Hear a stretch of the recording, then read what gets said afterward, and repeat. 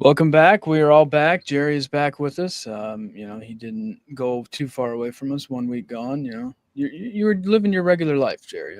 Yeah, I have to work for a living. Yeah, this Yeah, some podcast people. doesn't support us enough yet. So, so here we are again. But now on my days off, I spend time with you guys, which I can't. I Yeah. love it, man. I That's love what it. that's what Yeah. you want. I mean, I think if you would have told somebody like 20 years ago, hey, we'd be doing a random show with some people across the world, basically, they wouldn't believe us. And look at us now, every day. Yeah. We're here Jerry's across grinding. the world. Yeah, he is. That's right. St. Louis, different world. It is. It is a different world from where we're at. It's true. We're gearing up for a county fair here, Jerry. What about Yeah, we you? are. Yeah, we got some county fair down here, but it's not in St. Louis County. Hey, you got to go to Jefferson County, Franklin County. Those places start calling Missouri. Missouri. Missouri. What a crazy, crazy world you live in down there. So different. But no, we have a lot to talk about. We'll start off here with the passing of, I would probably say, one of the biggest stars in the history of WWE. Hulk Hogan passed away. He passed away Thursday at the age of 71. It's one of those things when these guys get a little bit older, you always think that they're more than human. They're more life. They're bigger than what we think they are. But at the end of the day, they're just regular human beings and people. And life, the circle of life hits everybody. And he passed away at 71. I know he had some health issues, and some people would say with maybe some of the things he did back in the day to his body, it wasn't going to last very long as much as it did. But forever a guy that changed the WWE, took it from these little shows around the country to arenas and stadiums. So, yeah, I mean, I would say probably the most recognizable person in WWE history, honestly. Yeah, dude. I was like, when this happened, I was kind of starting, because as like time goes on, you kind of like stop thinking about like Hulk Hogan, and because he is starting to become so far removed that I feel like he kind of gets washed out when we talk about like the greats or whatever. Which is crazy to say because he definitely is like when we did our Mount Rushmore, he was on the top four draws of all time for sure. But dude, talk about a guy like you said, Caleb, that completely like made made WWF or whatever a staple entertainment in the country and around the world. I think specifically back to when he body slams Andre the Giant at WrestleMania 3. Dude, that like completely changed what professional wrestling was like. Because like you said, it was just shows. You kind of had to be in the know and catch them in your town or whatever. But that's when you get like these deals to be on television and stuff like that.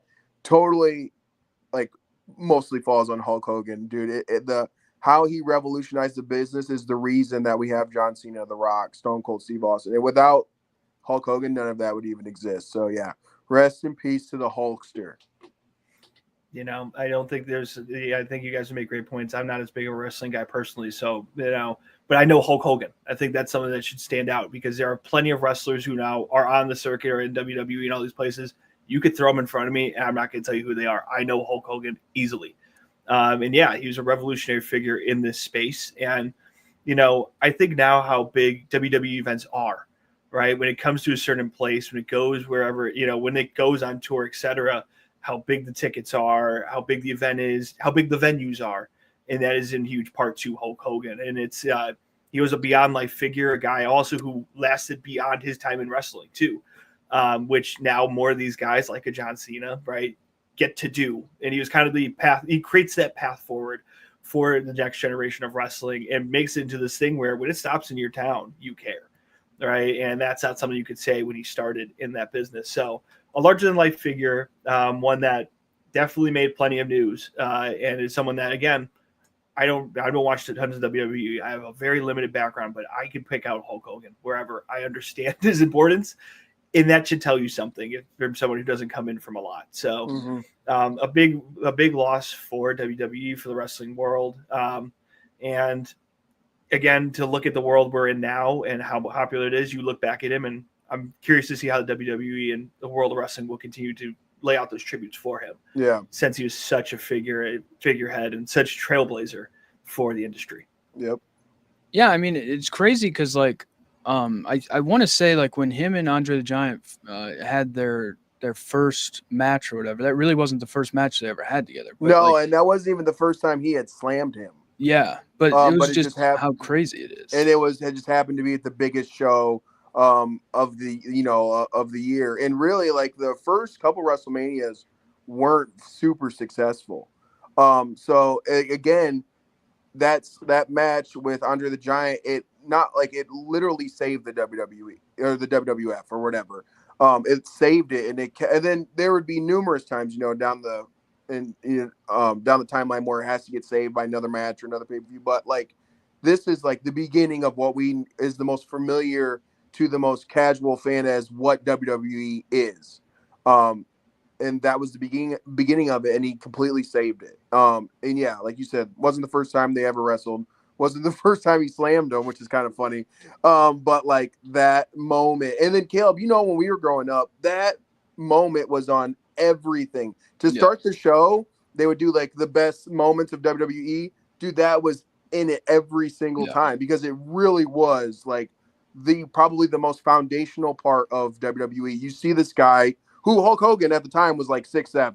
Yeah. But like being towered over, and he's, and getting grabbed and thrown around, and then just see him power through, because earlier in the match he tries to pick him up and he can't.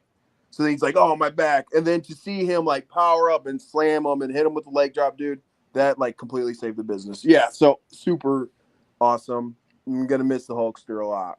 Yeah, it just shows you how big of a star he really was, Yeah. right? Like, that wasn't even the first time, but they could market it as the first time. Yep. And people didn't care. Like, people You're right. didn't. And They kind of like what Jerry said too, like he definitely started like the Dwayne the Rock Johnsons of like continuing to do like he was in Rocky and like all these other, and then what John Cena is doing now, what Stone Cold like tried to do, but yeah.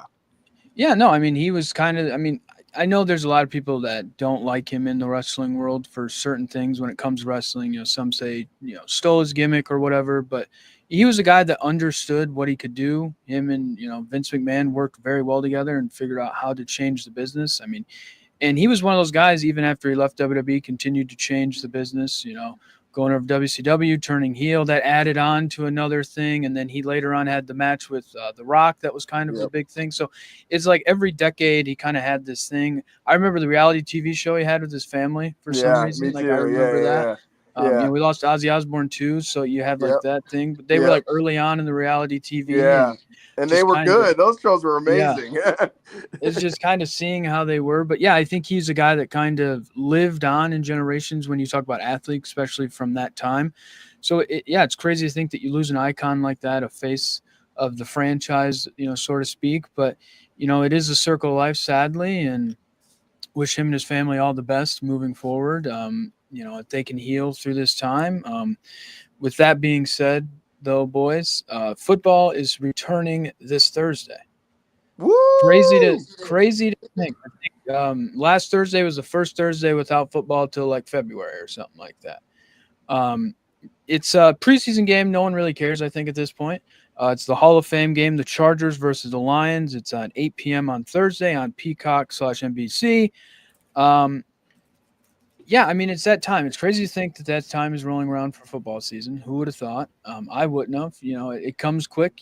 We joked about this show a couple weeks ago of like, what are we going to talk about the next couple weeks? Well, we're kind of figured it out. We made it through there. Yeah, we're here.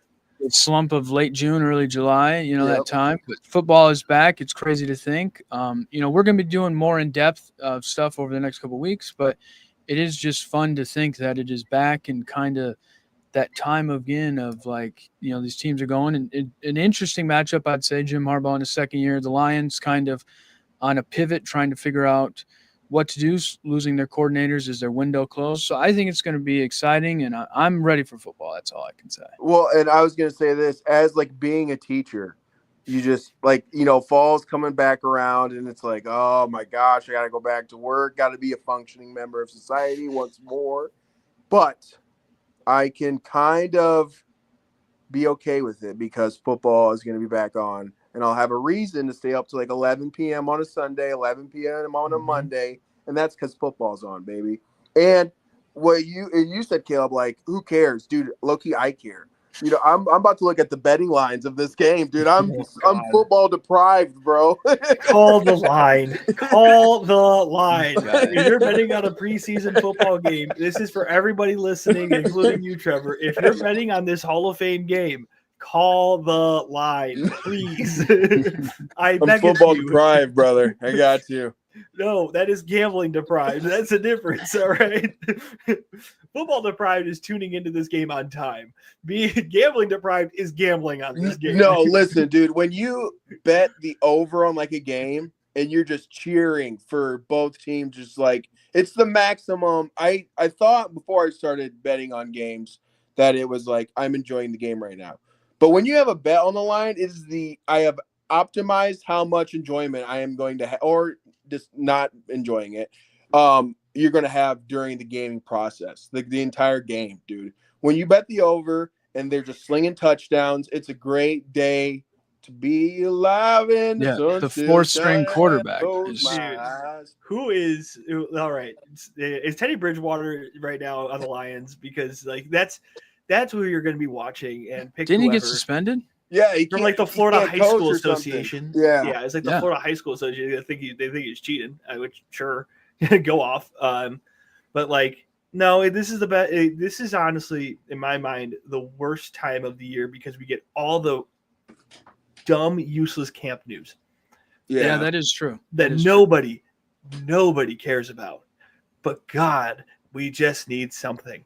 Right now, you would think that the Bears offense is the worst in the league and that Caleb Williams is a bust and that Cam Ward is basically Jesus Christ 2.0, depending on what your Twitter feed is in the current hour.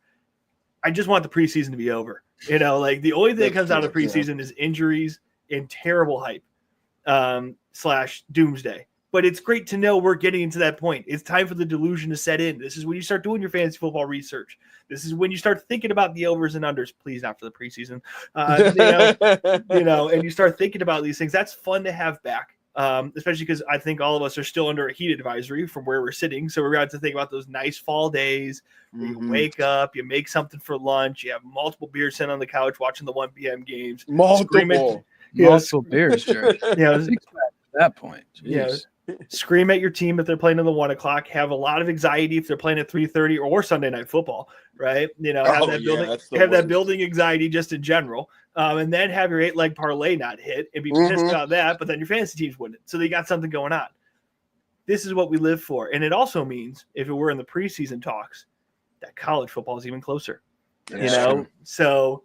That's the good part about this. But getting to this point, it's the most excruciating part. It feels like we finally ran most of the marathon, but our legs are giving out because we're talking about camp news. I get all these stupid pushes and tweets about the end of the world for every team or that they're going to the Super Bowl.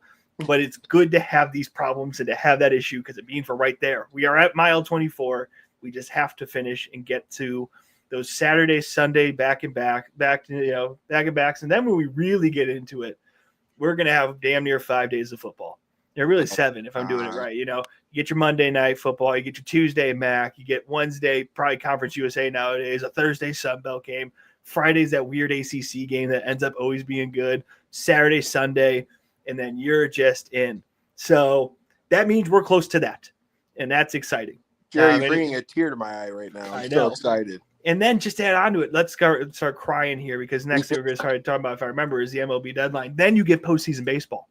Yeah, it all starts back up. I mean, it really does. Jerry, football's the epicenter, and then everything around it just kind of gets growing, right? But football is truly the epicenter of sports in this country.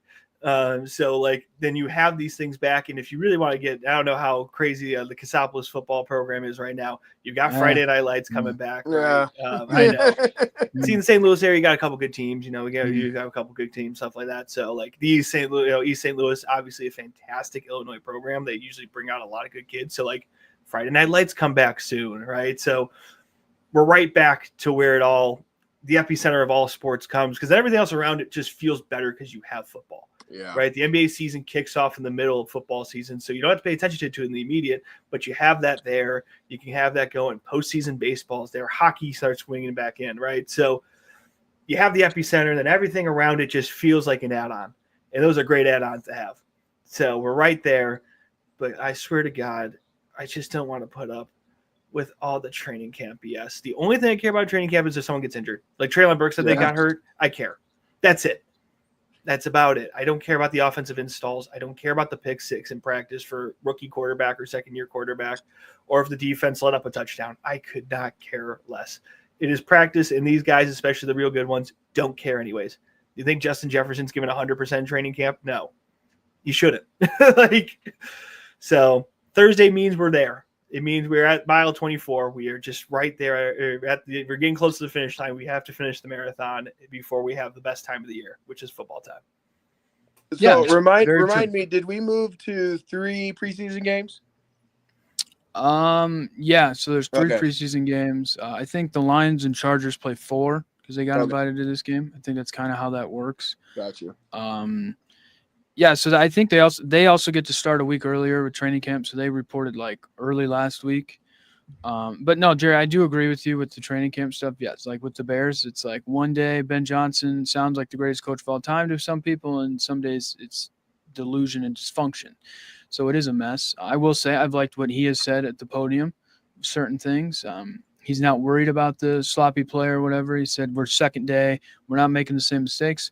So you have to read through those things. But, yeah, I mean, this is the time where people can really get caught in fool's gold real quick. This is the time of year Will Levis becomes an attainable top 5 quarterback. Because he would, and I know the Titans are now with Cam Ward. Again, this is, and I'm not saying Cam Ward and Will Levis are 1-1A. I hope Cam Ward's good. He was a fun guy, right? But, like, this is the time of year where pick your favorite player can become either the next coming of Christ, the next Madden cover, or the person you hate. Jordan Love could turn into basically the worst quarterback you've ever seen if you really want it to be that way. But it's practice. It really is. Not to be, practice. We're talking about practice? Yes, we are. That is what is going on right now for weeks. And things happen in practice. You can tell who plays sports growing up where it's like, oh, my God. The first day of practice in your sport was bad? What? Crazy. Like no Super Bowls won on the first day of camp or the first week, right? So, but yeah, time for you to get your football sound bites from all the coaches telling you that they got everything going. But, the only thing we monitor on this program, at least in my mind, is any injuries or anything like that, any contract holdouts to this point, which I know we'll keep talking about as we get closer to the season. That's the only things that really matter about camp. Who didn't show up, who's hurt, and who's trying to get more money. Yeah, pretty much. Trey Henderson has yet to show up to Bengals camp, so I don't blame They signed the rookie. They did sign Shamar Stewart. They have that done. I mean, that's easy. I mean, that deal's already done for you. You just got to sign the paper. But, yeah, Trey Henderson's still not there. I said last week I think he's going to be traded. I still believe that.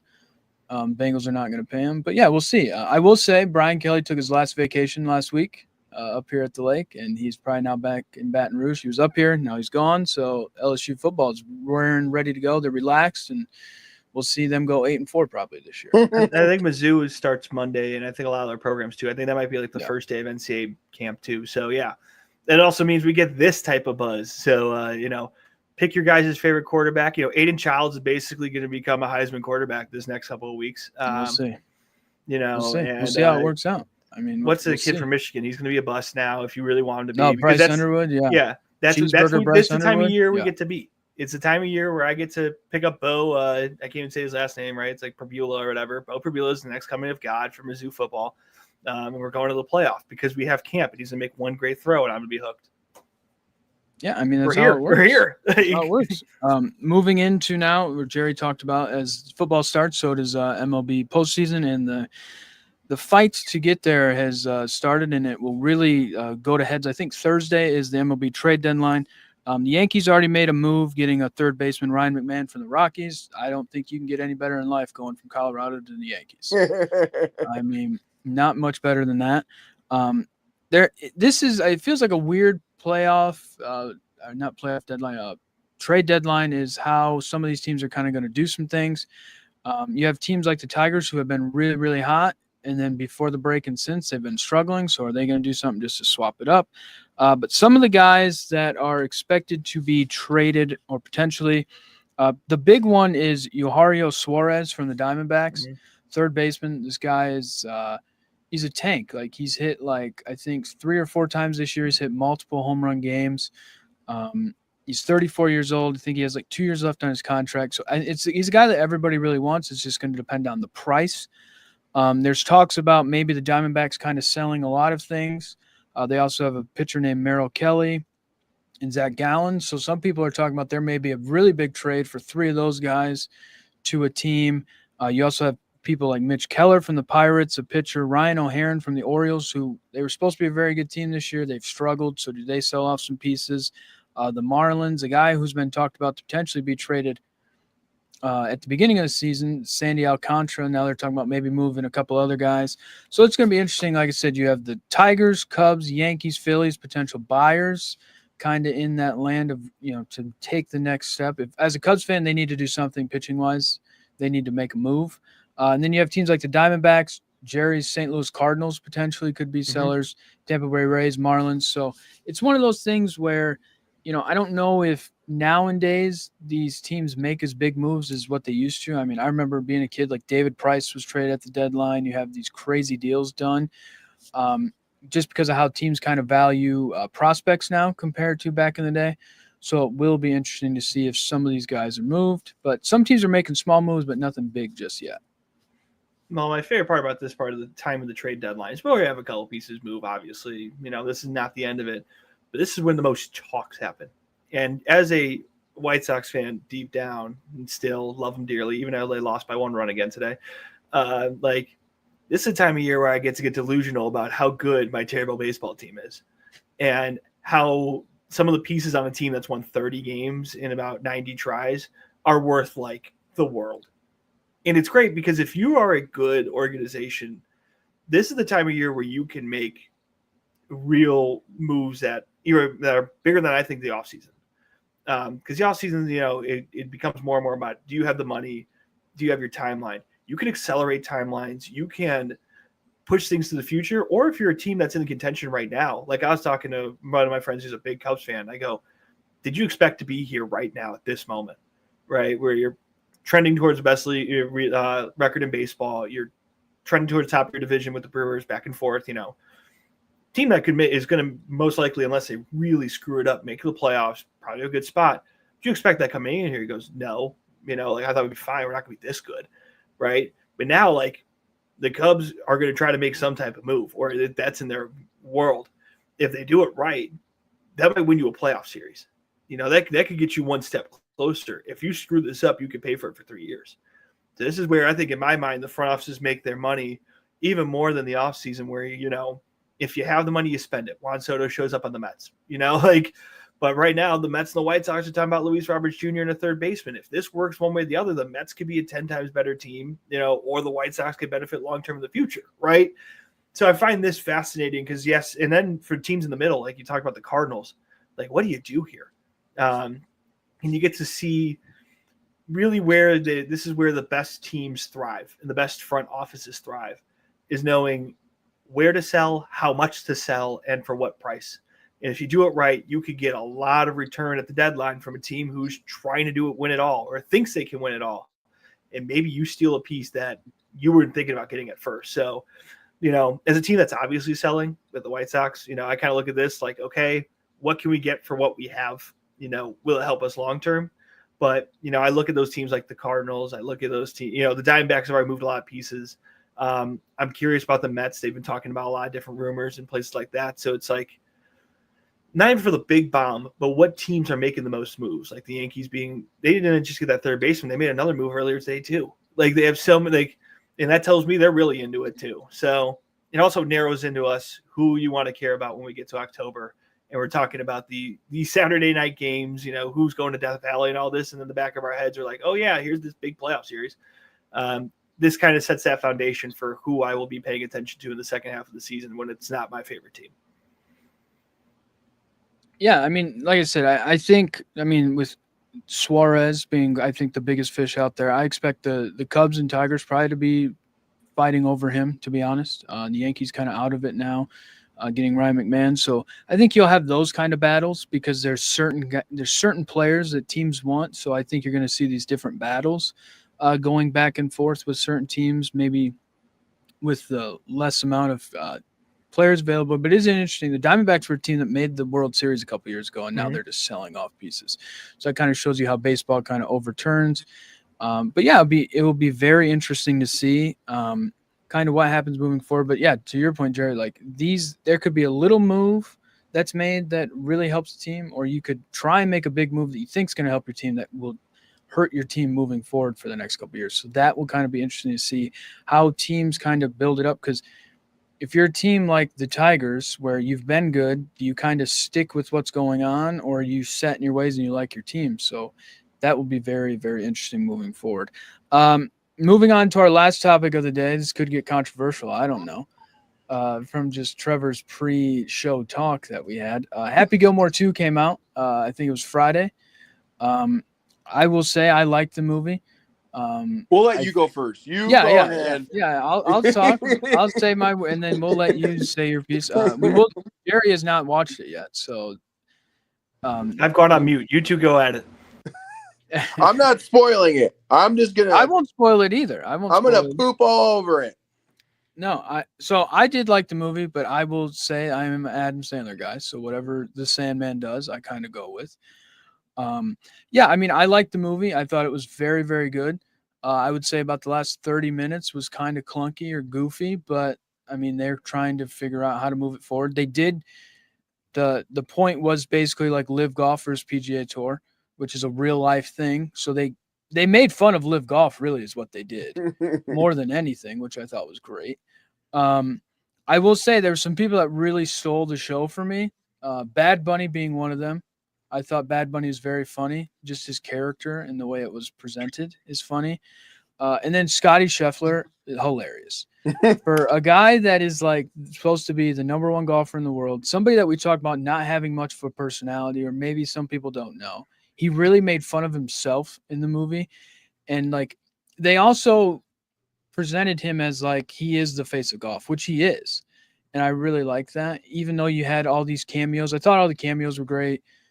Eminem's part in the movie was pretty funny. So you had these different things. I mean, I liked it. I mean, was it as good as the first one? No, it never will be.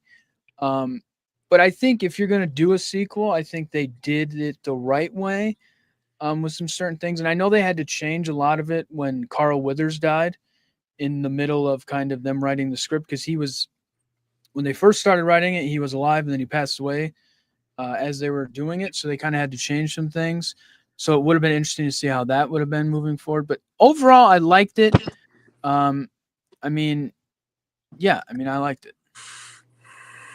Trevor? All right. So, dude, I've seen some stinkers in my life, dude. I cannot tell you the last time I disliked a movie so much, I had to turn it off and not finish the movie. Wow. Dude, and the things that you were talking about, Caleb, were part of the reasons that the movie basically isn't it so funny that we got this person to be in this movie? Pretty much, yes. The moment I saw Kelsey Plum, or whatever her name is, yeah, the WNBA chick, I was like, what is she even doing? She wasn't funny. She didn't say anything. She's just in the movie. And then you said Bad Bunny. Oh my! I thought he was funny. Scotty Scheffler, I can respect that. It's a golf movie. Have the best, and John Daly was in there. I was totally. But the one thing you noticed, that Good Boy vodka can was pointed logo facing out, baby. Yeah. There was a lot of product placement in that. And movie. I hate that, dude. And let's the movie and this is what it was too. Anytime that they like talk about the first movie, they cut back to the scene from the first movie, as if anyone who is watching this movie has not seen the first movie. You are not getting a person who's never even heard of Happy Gilmore to watch Happy Gilmore 2. You are going after people who love the first movie. I love the first movie. I love a lot of Adam Sandler movies. I think that this is like, to me, dude, this is on the level of like Jack and Jill and that Western he did. Yeah. Those movies are so terrible. And you know what? Honestly, I'm just glad that I didn't get tricked in going into like a theater and paying for this. It was on Netflix. I have Netflix. I checked it out.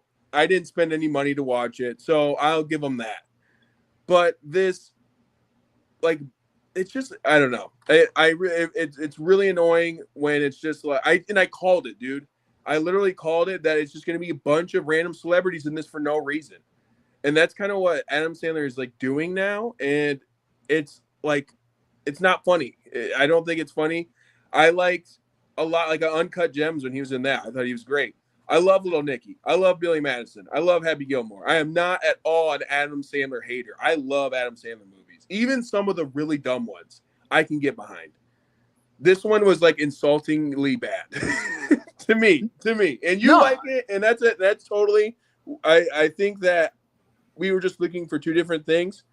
And when I got like the cameos and everything, that was like that made me not like it. And for you, you're like, oh, this is fine. Yeah, I can deal with this.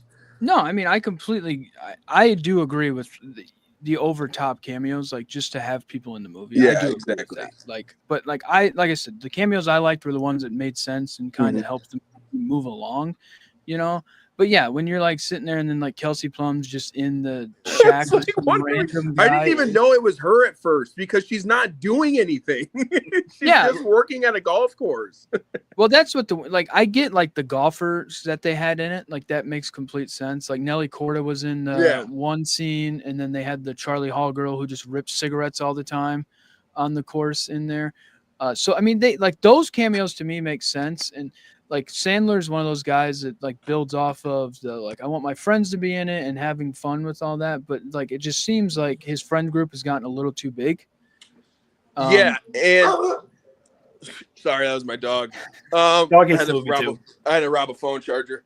I'm cool with Kevin James being in the movie and Rob Schneider. Like those guys are fine. But when you like Eric Andre, why is Eric Andre in this movie? Reggie Bush was sent a mass email to every famous contact he has in his email. Was just like, want to be in a movie? Yeah, I'll be in a movie. I'll give you one scene where you are just being a person.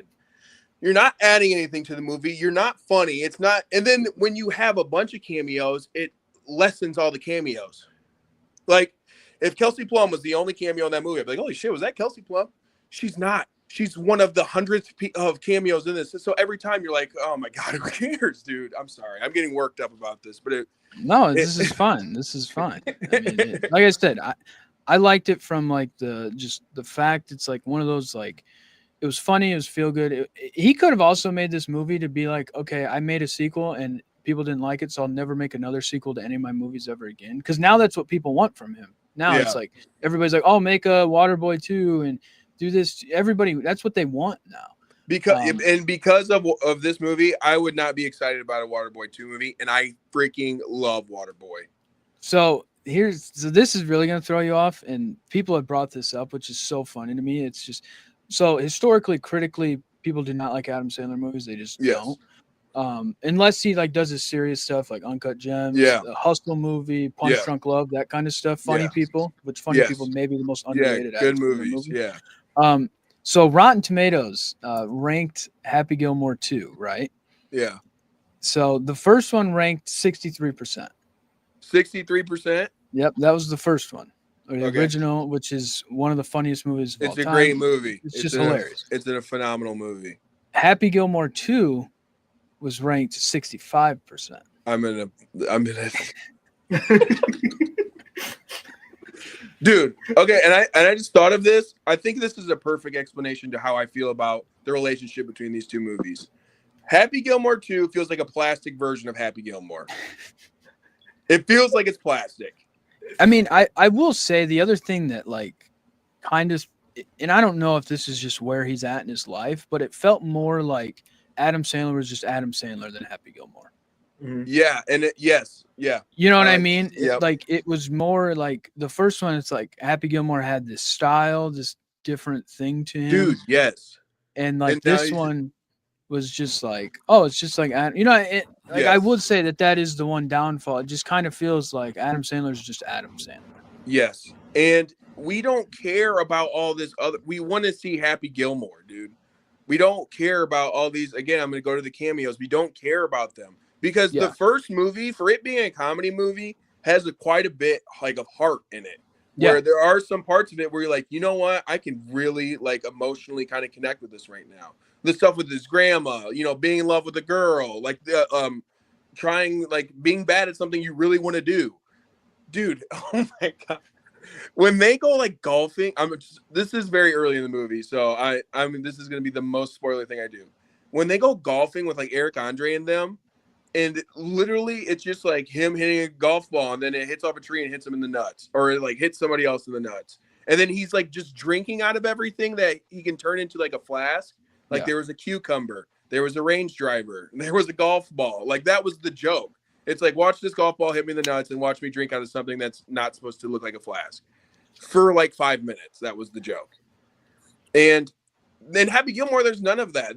When there's a scene in Happy Gilmore, he is trying to do something, and it adds depth to his character and adds depth to the story. And if you're going to make a sequel, you should be adding more to his story, not just being like, oh, well, everyone's familiar with Happy Gilmore, let's do nothing. And I guess I didn't finish it, so I can't talk too much crap about it. I guess I can't like I talk said, more than I have. the worst part to me was like the last 30 minutes. Okay, yeah. So I think this movie had a lot of promise. I think that maybe I'm sure Adam Sandler wanted to go to the direction of let's just get a bunch of people in this movie. I think there was a lot of opportunities for them to expand on Happy Gilmore's story. I really like your point that with Carl Weathers passing, that probably did dampen a lot of things, because that would have been really cool to see him in that movie again. But yeah, I didn't like it. And it, like I said, that kind of sucks, because I would love to see a Waterboy 2 or like but like if you're not going to expand on Happy Gilmore's story, why not just make a funny golf movie that has all these people? Well, because no one would watch it, first of all. No, you have to build up the Happy Gilmore hype. Right? Yeah. No, I mean, it will be I know that the audience score on Rotten Tomatoes was like 73% compared to 83% from the original. So, so that's a little different. Yeah. Like I said, it's just sequels are so tough, though. They are. They're so tough, and especially when it's one that's like, this is 30 years in the making for a sequel. So you have like kind of like, and I think this is just kind of how some movies are nowadays too. It's like, okay, we need to get these celebrities in at the time to like help build the hype, potentially to have people come into a movie and watch a movie and stuff like that. But yeah, it was a little, like I said, I liked it, but there were some clunky parts, I'll say. Like when Reggie Bush comes out, it's like, why the hell's Reggie Bush in this movie? Like that, I think that threw me off probably the most out of all the cameos.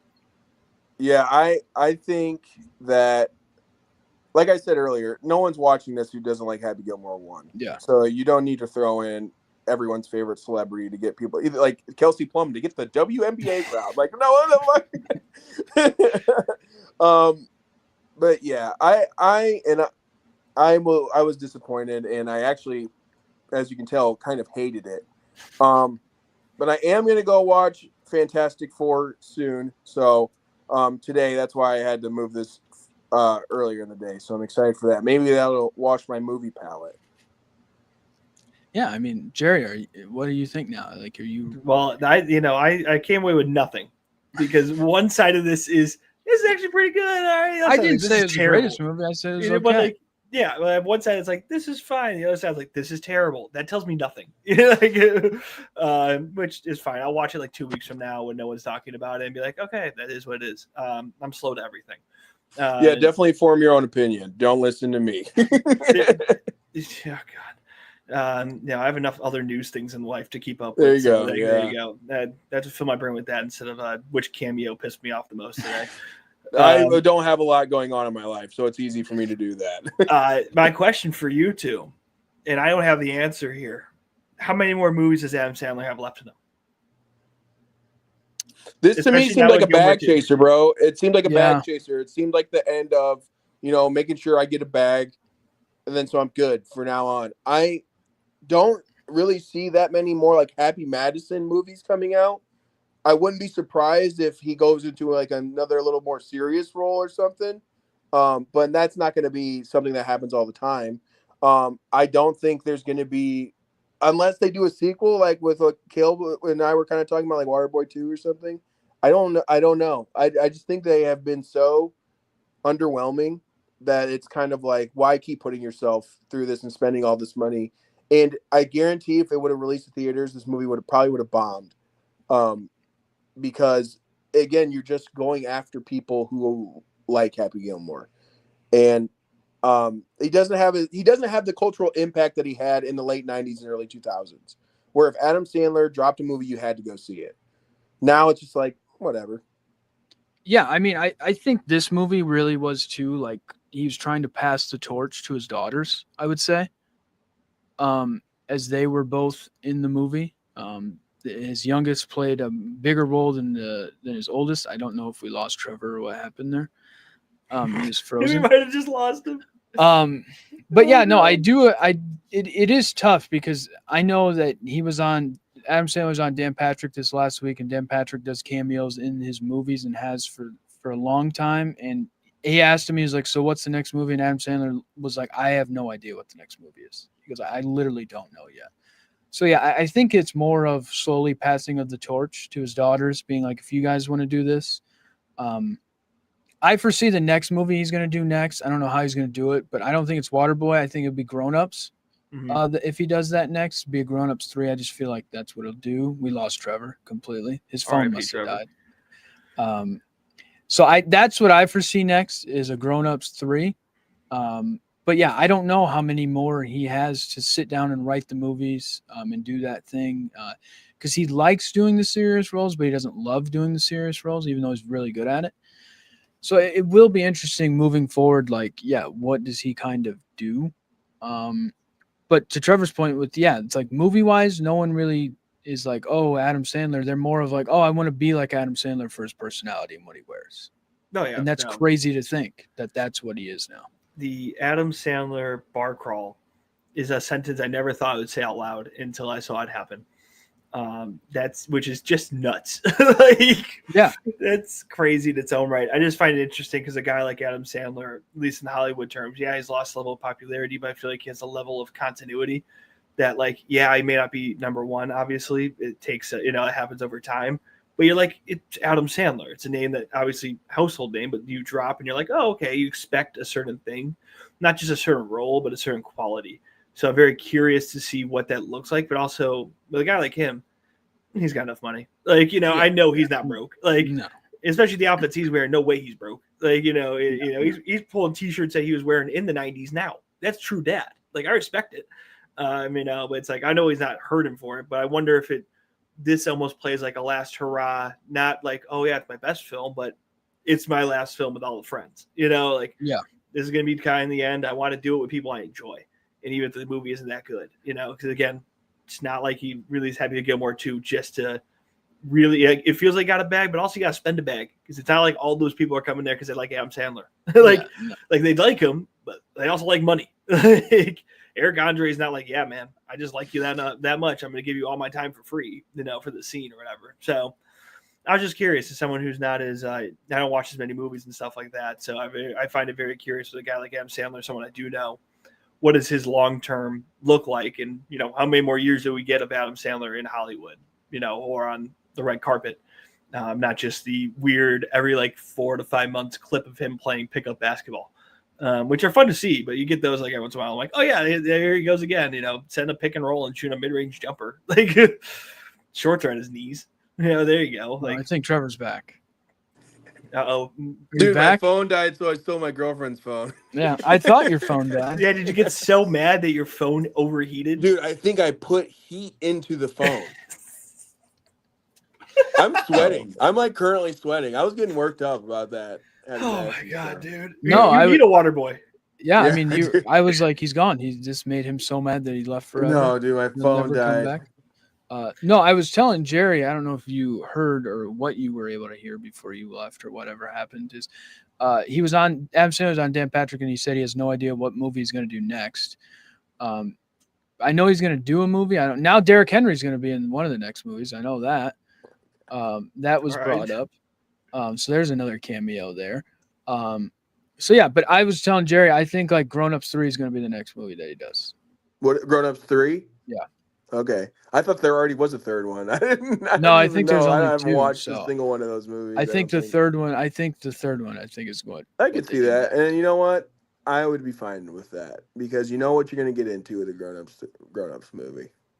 You know what you're walking into there. Yeah, but I mean, it is tough when you're like trying to, and this is just kind of the way Hollywood is. I mean, we saw it with Top Gun and Maverick. Is like it's like the originality sometimes with Hollywood is getting maybe a little dry.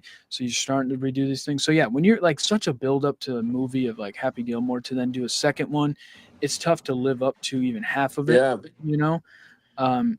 But yeah, I mean, he's a guy that I was telling Jerry too. Like he's now known more for his personality and his style more than his movies. Yeah, I mean, like, because the heyday of Adam Sandler movies was 20 years ago, if Yeah, not more. You know, like the early 2000s. We're in 2025, dude. That was almost 30 years ago.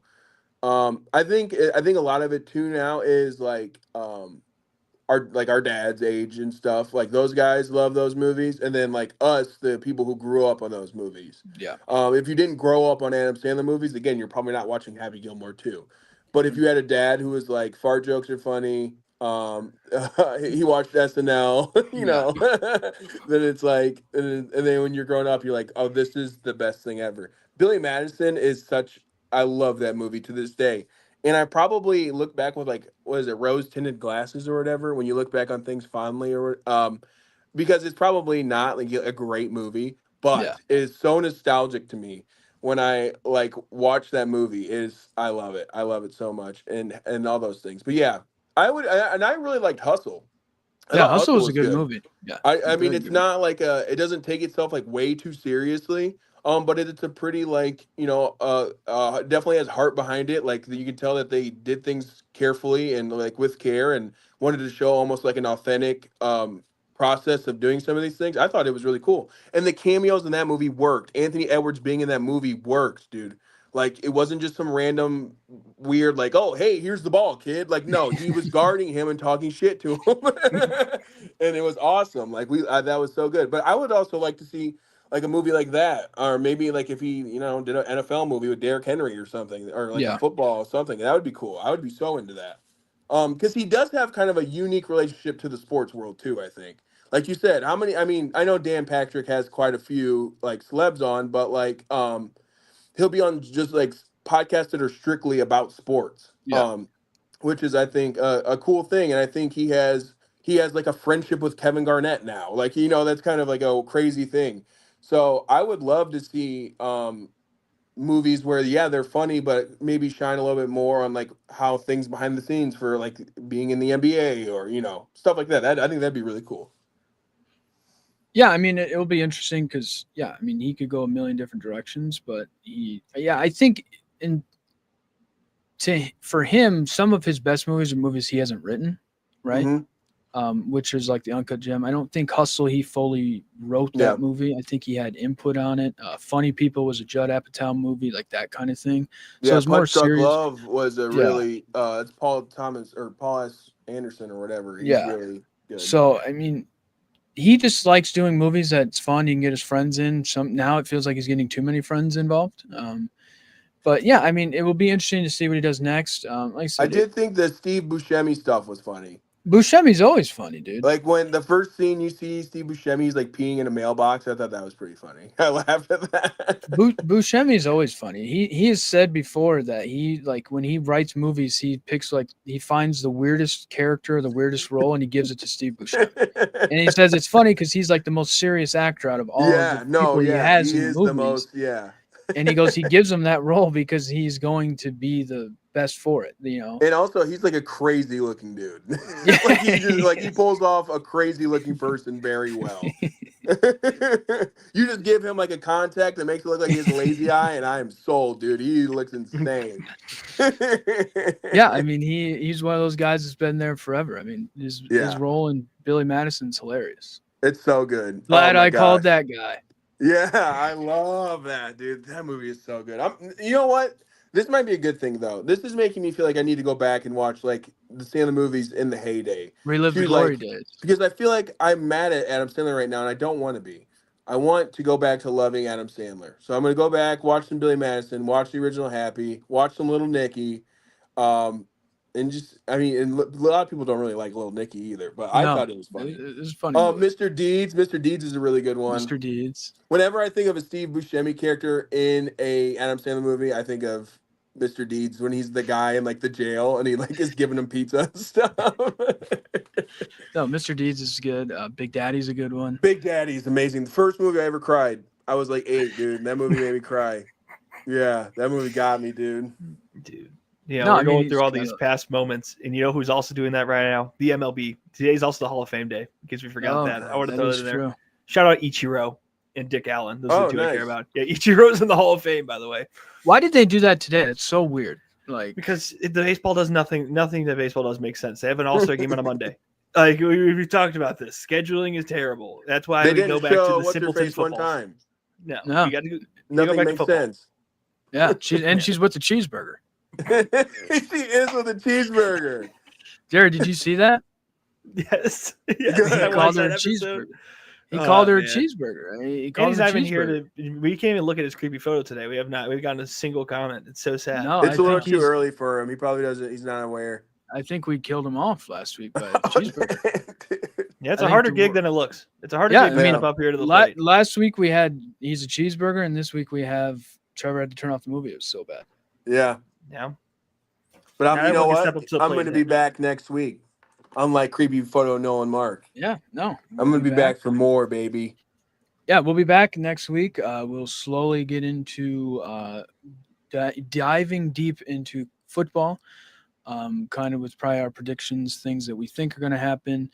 Because, yeah, I mean, we are less than a month away from legit real football, not just preseason. It'll be legit college, NFL. So, yeah, I mean, we're getting there. We're getting there, Use the boys. preview. Here we come, baby. I'm so yeah. excited. What it's all about. Hot take season. Like, put us against screen. Yeah. Like, that's where we're going to be. Who's ready for a take about Old Dominion football? I am. Go Monarchs, baby. But like always, we'll be back next week, and thanks for watching. Deuces.